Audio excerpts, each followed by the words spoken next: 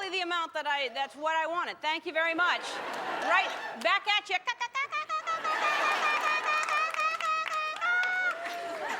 Oh, one left and I didn't even know it. It was gonna, driving home, it would have just come out, oh. So, well, I hope you had a good vacation. I did. Did you have a lovely one?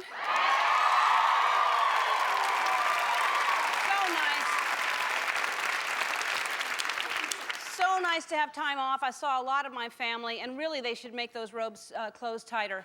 And I'll tell you, what I did is, you know, I've been talking about we have this new house, this house that we spend up north and on the weekends usually. So we spent the entire time there up north and met a lot of the neighbors, which is nice because usually on the weekends go and just close the drapes and stay in. But this time decided to walk around and met a lot of the neighbors, which was so lovely because everybody there is so friendly. I'm walking the dogs and everybody, you know, as they pass, hi, and you know, when I'm looking over the fence to see if they have a pool, hi, and, or maybe hey. I think it was I heard a hey, and then it's hard to hear when you're running in the gravel. But anyway, so the people, some nice people, invited us to a formal dinner party. And although I have to say, when they invited us, they said dinner party, formal was not in the sentence. It was just, I heard dinner party, no formal. And whenever I'm invited to somebody's house, you know, what I like to bring a gift. So you know, like a candle or a candle, and you know, that's the easiest thing. So anyway, I always have one around to bring when you're invited to bring a candle, and I didn't. I had one of the long tapered candles, so I had that, and although it was used because I had been using it, and so it was out of the cellophane, so I wrapped it in foil. So anyway, I had the taper candle in foil, and then I'm thinking, well, maybe it's outdoors because I want to be ready, and so I take a sweatshirt in case it gets chilly, and if I think I'll be talking a lot, a roll of skirts, and so I was trying to figure out what to wear, because again, I didn't know what other people would be wearing because no one used the word formal, they just said dinner party, and so, also, you know, I thought, you know, well, by the way, I should mention, it's the house where we're just there on weekends, so I have my weekend wear, you know, that's all I have. I have the light sweater for my shoulders, and I have capri pants and some huaraches, and so, if I'd known it was going to be formal, I would have made a quick stop at Forever 21, but I did not. No. So, I ended up wearing jeans, which, you know, they're nice jeans. They weren't faded. They were new, and they were, a lot of people wear jeans to nice restaurants, to plays, to rodeos, and so I thought they were nice jeans. And so I didn't want to be underdressed, and at the same time, I didn't want to be overdressed. And then when I think back, I've never in my life been overdressed. But anyway, by the way, when you're overdressed, I've learned this now, it's easier to tone it down. Because you don't want to be overdressed at a party, but if you are, you know, you can start taking things off little by little and look, you know, you take off your tiara and let your hair down. You know, you run into the powder room and rip your sleeves off, and you break the heels off, and you cut your corset. There are ways to, so anyway, or you can start a friendly game of strip poker, you know? Yeah. I have pocket aces. Looks like that mink coat's coming off, Janice. So anyway, you know, if you're not sure what kind of party you're going to, the safest thing is, and now I've learned this, is to have an extra set of clothes in your car, you know? Like, for me, I just keep a bow tie in the glove box. You know, that's easy. But for the ladies out there, I recommend a gown and some Spanx. I just like to dress comfortably because no matter what kind of party, fancy or not, I'm hoping there's going to be dancing at some point.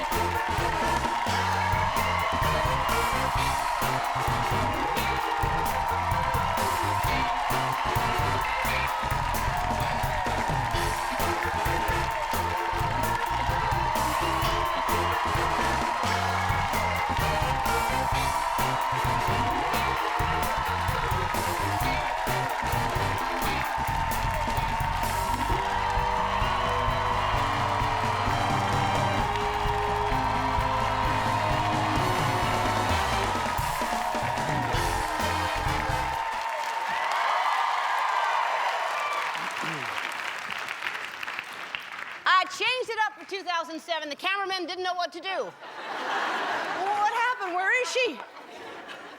Johnny. Hello. What, has that happened to you before? Have you gone someplace and have you looked around and thought, oh, I should have dressed more? I'm usually too dressed up, yeah. Really? Yeah.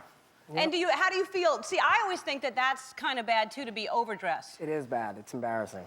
It's just as embarrassing as being underdressed. And do you try to tone it down like I'm talking about? Yeah, I rip off my sleeves, you know. I always have a bow tie and a glove box, yeah. Yeah? And what did you, hey, for New Year's, did you work or did you have time off? No, I had time off, yeah. I went to a party with my girlfriend. It was great. Oh, that's good. Now, as a DJ, I'm just curious, do you start judging the music they're playing? Do you go, oh, I could do better than that? Sometimes, yeah. Yeah. Yeah. You probably want to jump up there and take over? There are times, yeah, sure. Yeah. Yeah. Well, it's good to have time off, though, isn't it? It's great. I was really, really nice and relaxing. I know. Well, and that's what I thought. I was going home to relax, and then this whole fiasco happens. By the way, if you're watching, we had a lovely time. It was fantastic. But we certainly weren't dressed up enough. But anyway, so that's what I started thinking, that everybody should have a dress code. You know, when you're invited to something, it should be included in the name of the party, like it's a costume party or a pajama party. You know, if you want me to dress up, then say you're invited to a very fancy dress-up, fancy party, like you're going to a fancy party or something like that. If you have a story like that, please share it with me. I know I'm not the only one, so send in your embarrassing party stories, and if they're good, we're going to reenact them. Remember when we used to do all the reenactments? We're going to start reenacting all our stories again. And remember, when we're reenacting, we're reenactors, not actors. Because this time of year, you know, everybody's got some kind of horrible story. Traveling, if you're traveling, I'm sure there's travel horror stories out there. So send us your travel nightmare stories, and we're going to reenact those as well. This one we got, this is our first travel. This is what gave us the idea. It's a travel nightmare email from Paula Manzel from Niceville, Florida. Where's Niceville? Do you know where that is? It's near Margaritaville, which is next to Drunkville. Anyway.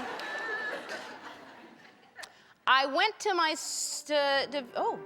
I went to visit my sister in Indiana, and I was worried I was going to catch the flu and/or a cold from riding in the plane. I had already gone through the security, and I was waiting to board the plane. I found a package of Airborne right before boarding the plane. I've never taken Airborne in my life, and it did not have directions. I opened this big tablet, and I thought I was supposed to chew it up. Nope. I wasn't. Thank God I had a bottle of orange juice. So I thought. Because I started chewing up the tablet and I started foaming at the mouth. And it seemed like the more I drank, the more I foamed at the mouth. I was really surprised I was allowed to board the plane. Needless to say, when I got off the plane, I felt sick and thought, well, maybe that's how it's supposed to work. Maybe you feel sick and then you don't get sick. You know, something like the flu shot. When I got off the plane, I told my sister, you never want to take Airborne, it makes you sick and keeps foaming forever. She told me I was supposed to put it in water and drink it. The good news is I didn't get sick. All right, so that's from Paula Manzel, and that one, I like that story so much, we're going to reenact it tomorrow. And I'm going to, thanks. Tomorrow. And I'm going to be playing the role of Paula. I'm calling it now. So keep sending the stories in. And, you know, and I also get, in Christmas or not, I always get wonderful gifts from all of you. And this is something that I got from Patty Miller in Riverside, right over here. And I get a lot of art, a lot of paintings, but she went to a lot of trouble. Where's my easel? Here it is. So thank you, Robert. Look at this. All right, so Patty Miller, what she does, because I mentioned, you know, all the animals on the show all the time. So what she's done is she did the turtle right here carrying, which I thought, wait a minute, I would never have a turtle carry my drink, that takes too long. But then I realized it's going away, it's taking my drink away, so that's okay. But I've mentioned the turtle carrying my pina colada. This is my cat with the mohawk that we have that is losing her hair. That's Charlie right there. The alpaca, and which is back here. That looks more like a llama. And then the peacock and the raccoons getting the koi and the skunk. The mountain lion, I don't seem to be upset at all that there's a mountain lion on my... And of course, there's the owl, hoo, hoo, hoo, right there. And she didn't know what the dogs looked like, so she put her own dog right there, and then she put her neighbor's dog right here, and her 2 cats in here. And she captured my expression, and I think she did a great job. So, and that looks exactly like a peacock. So, very, very good job, Patty. And that's very, I'll cherish this forever. That does look, of course, I have that Matisse hanging in my home. But thank you so much. I shall cherish it, and what I hope is that you'll cherish this show. Samuel L. Jackson is here. We've got a new movie called Home of the Brave. It comes out everywhere on Friday. And and that's one thing I did over the holidays, too, is play games. I love to play games, and we're going to play one of my favorite games, Celebrity. And I hear he's pretty good, so he better be. I'm competitive. Today, I feel like winning. I do. And also, from one of my new favorite shows, from ABC's Ugly Betty, Eric Mabius is here.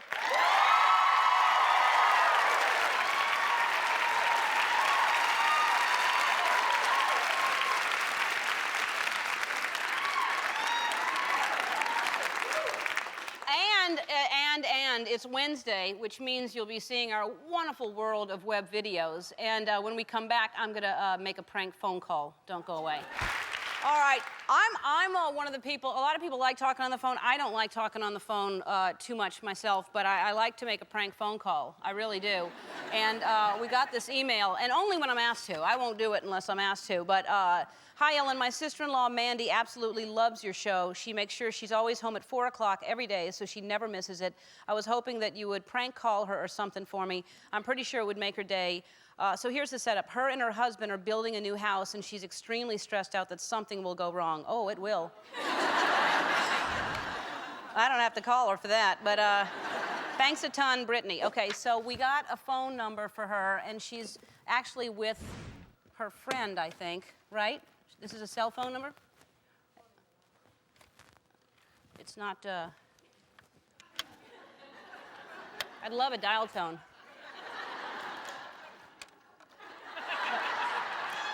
It's one of the new cordless.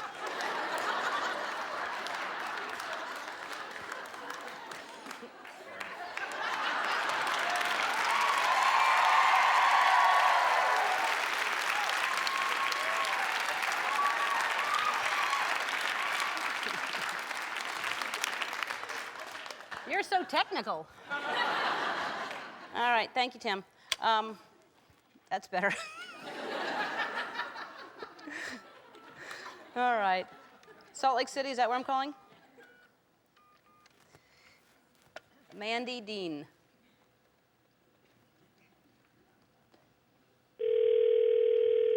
All right, you gotta keep quiet.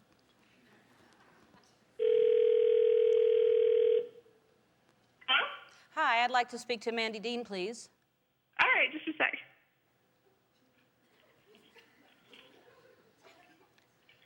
Hello? Hi, Mandy Dean? Yeah. Hi, sorry to bother you. Your husband, Preston, gave me this number. I hope it's okay. This is Mrs. Pennybaker from the Big Homes Building Company. Yeah. Okay, sorry to bother you again, but he said I should talk to you about this. He was very distraught.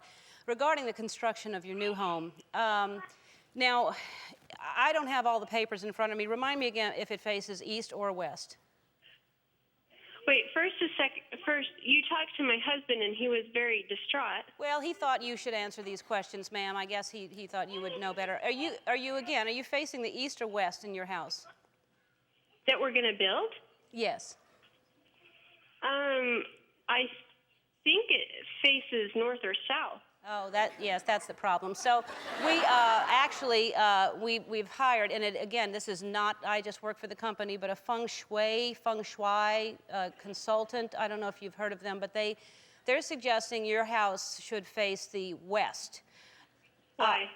I don't know, ma'am. I only work here, and so I think this will delay the project, I guess, several months. And so if you have a problem, that we need to discuss it right now. I need to talk to my husband first. Yes, and he said to talk to you. So here we have, let's just cut to the chase. Do you watch The Ellen DeGeneres Show? Oh, my gosh! You're kidding me! sorry. You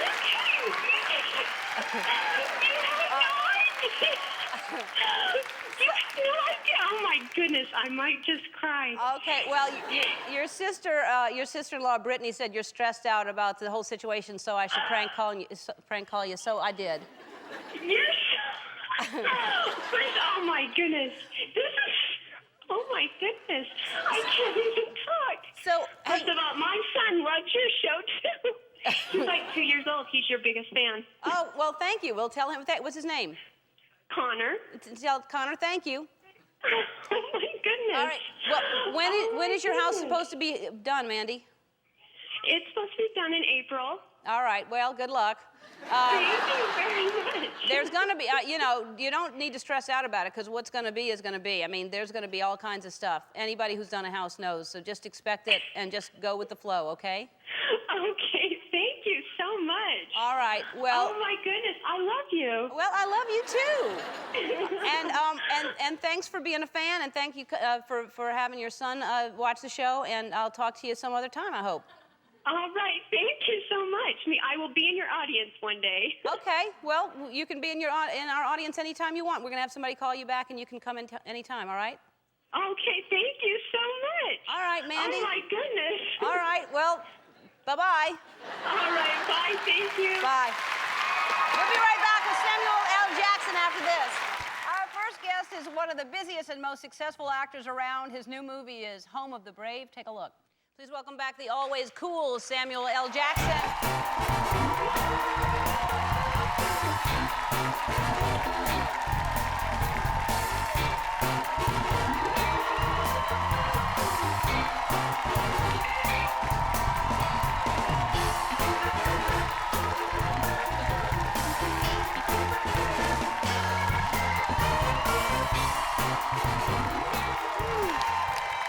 Happy New Year to you, too. Thank you. How's everything? Good. Glad to have you here. Because you're very, very cool. You're very stylish. You always, every time I see you, you always have like a very cool outfit on. Well, I'm digging that T-shirt too, but Thanks a lot. interestingly enough, Have you been like this forever? I mean, were you a kid? no. You know, I always thought I was very square and very kind of odd, but then I realized because my mom was a buyer for a clothing store from the time I was in about 6th, 7th grade up and through high school. So she would go to these shows with the owners of the store, and she would buy samples of stuff that they didn't want to take back home. So Right. I always had stuff that kids were going to wear next season. Oh. And it didn't strike me until I was in about the 10th grade that I was actually wearing stuff that everybody was going to wear next year. So did they make fun of you and not think it was cool? Yeah, for a long time, I was like very kind of square in that kind of way. It's like, well, what is he wearing? Plus, she dressed me very Ivy League.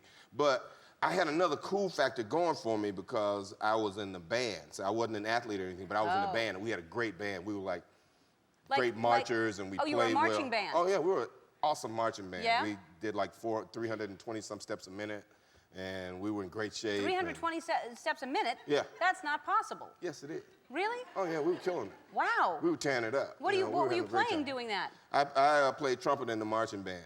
And if you were a very stylish and good marcher, you were Do you have very any of those popular in steps you school. remember from the marching band? I would love to see 320 steps in a minute. Yeah. If See, you but I need a say- drum cadence.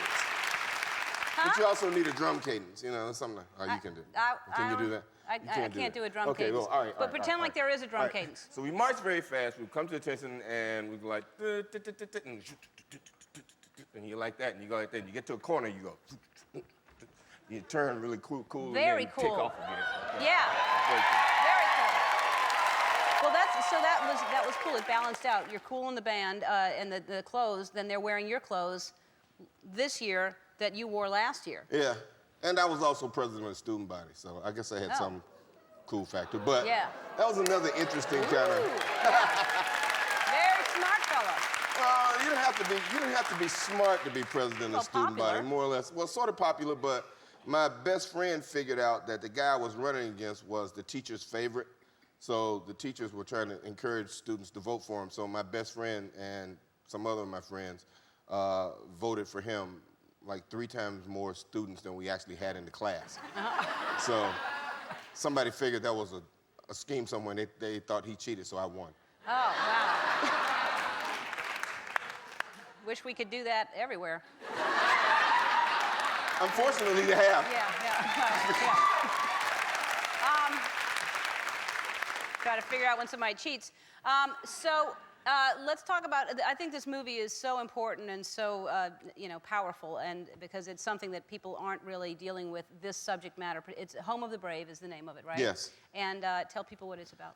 It's one, two, three, four stories of soldiers who come home from Iraq.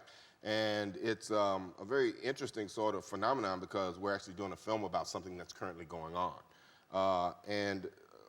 I'm like most people. I sit at home and I watch the troops when they're leaving.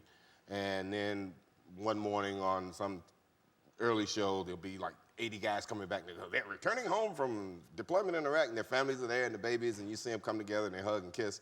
But nobody ever checks to see what happened a month later. Right. So it's about how they adjust or what they've lost because they come home, have no job. Sometimes they lose their loved ones. Sometimes you come home physically impaired, like Jessica Biel's character comes home with a missing limb. Right. And that's a new phenomenon. Also, women in combat that come home injured, and not just physically sometimes, but mentally, and how we can help them adjust and what things they need from us in terms of embracing them, bringing them back, or asking them the right questions. Do you need help? Do you want help? Yeah.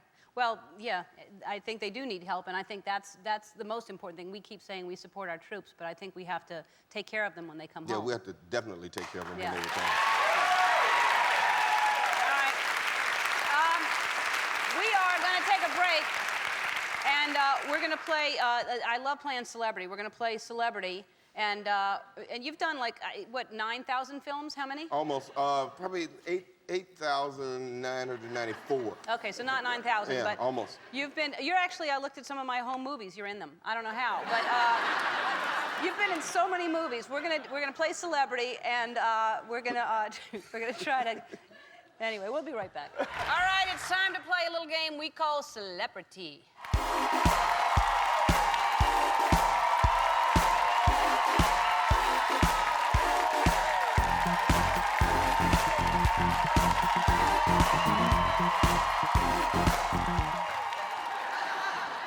Here's how it works. We're going to have 1 minute to make each other guess the names of actors or actresses that you've actually, they've been in films with you. Oh, really? Yeah. Oh. I'm going to give you clues, and then we're going to reverse to me. All right. We're going to have 1 minute on the clock, and we're going to go now.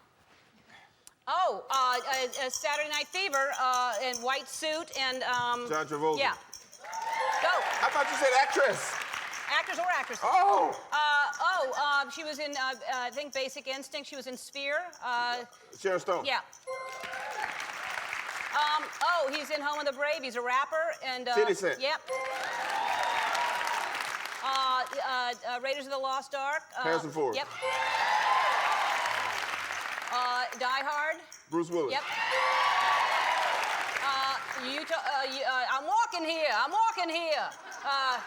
I'm Rain Man, and I'm... Oh, Dustin. Yeah. He married to that's right, Jennifer Garner, and Ben Affleck. yeah. You looking at me? You looking Joe at me? Pesci. You talking to me? Oh, De Niro. Duh. Yeah, that was right. It was. All right. You got almost all of them. That's good. All right. Oh, I said actors or actresses. That's why Okay, I said. see, I was going actresses. Yeah, I said actors or actresses. Okay. My bad. All right, here we go. 1 minute on the clock. Saturday Night Live, comedian, Yeah. Beverly Hills Cop, Eddie Murphy. Time to Kill. Matthew McConaughey. No, the girl. Uh-oh. She produces George Lopez's show. Sandra Bullock. There you go. Was a very famous female rapper. Now a Queen very good Latifah. actress, yes. The person you named just now from Time to Kill. Matthew McConaughey. The most beautiful woman in the world. Halle Berry. There you go. Wow. Star Trek, Boston Legal. James Spader. Captain Kirk. William Shatner. Pulp Fiction, Kill Bill, Tall Girl. Tall Girl. Oh, Uma Thurman. I think you won. No, you won. did good. You had 2 left. Yeah, that was fantastic. You win. You win an iron. I won an iron. You win an iron. All of the Parade opens in theaters everywhere this Friday. I think it's important to go see it. Go see it. We'll be right back. Don't go away. Well, it's a wonderful, wonderful new year, and what better way to start it off than with Wednesday's wonderful world of web videos.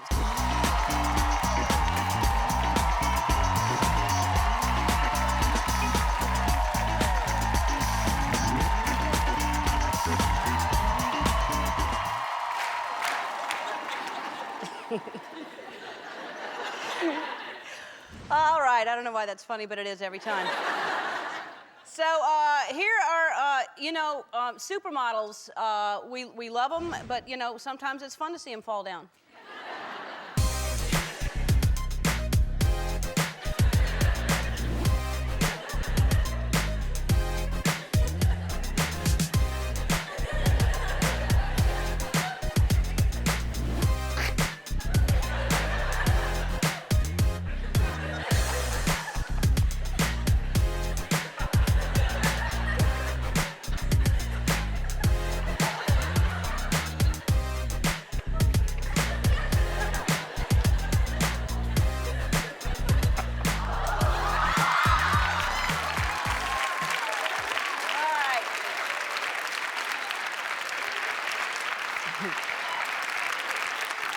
And then these are this is good just to keep in mind. Things, you think you're prepared for when an accident can happen. There are obvious things, and there's sometimes things that just you go, well, I didn't think that would happen.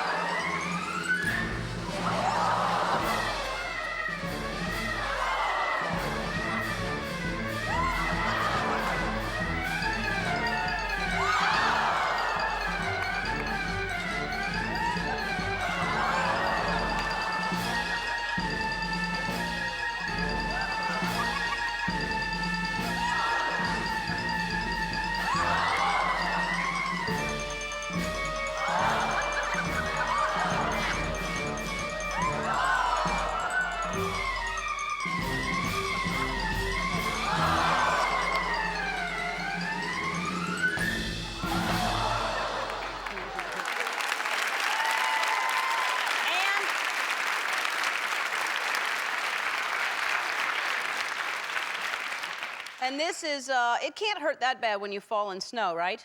No.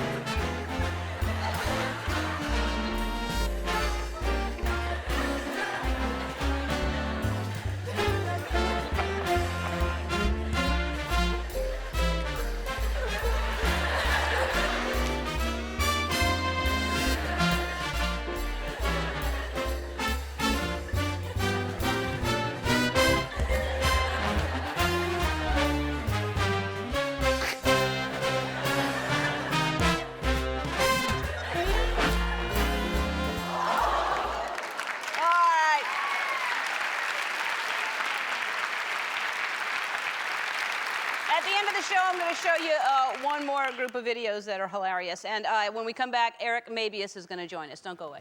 Please welcome Eric Mabius.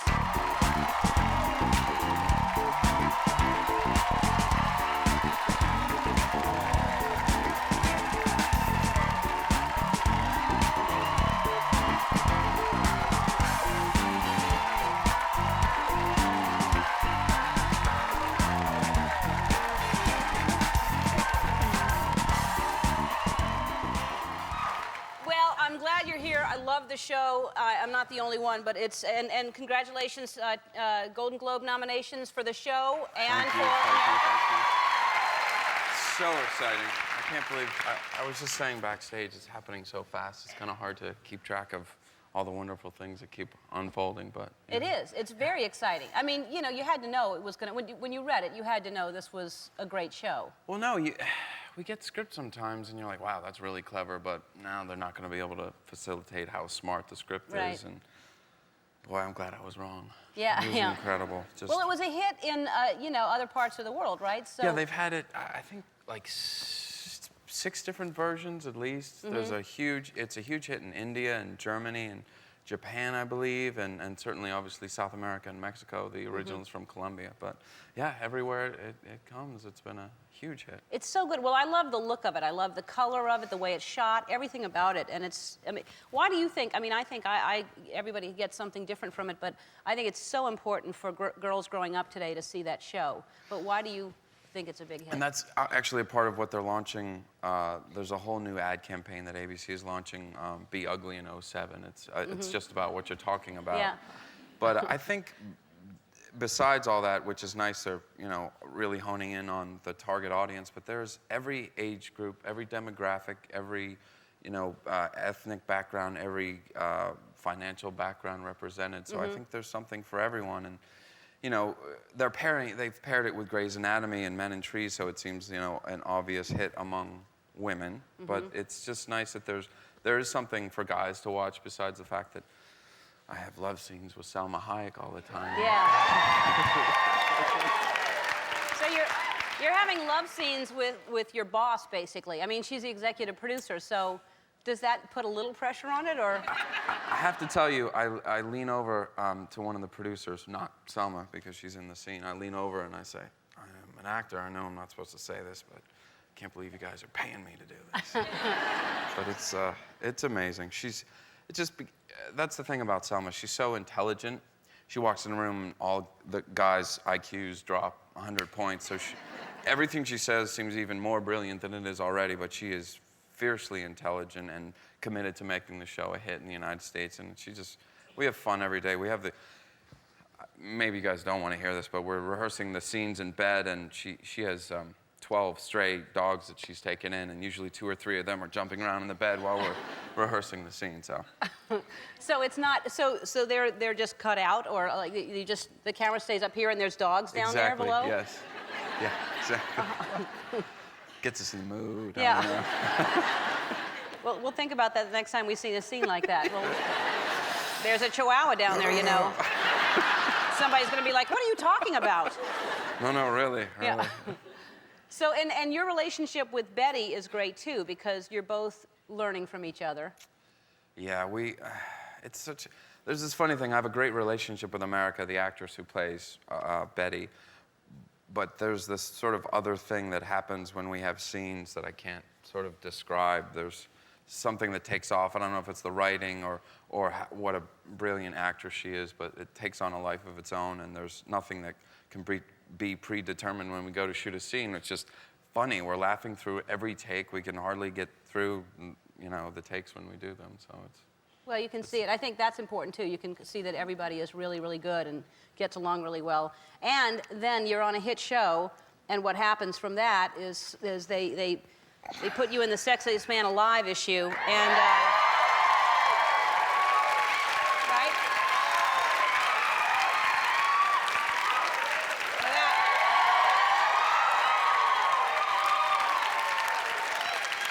Sexiest TV editor-in-chief. You know, I have to say, I think they just created a category to get me in the magazine. I think next year it's going to be sexiest TV host named Ellen. Yeah, that's going to be in there.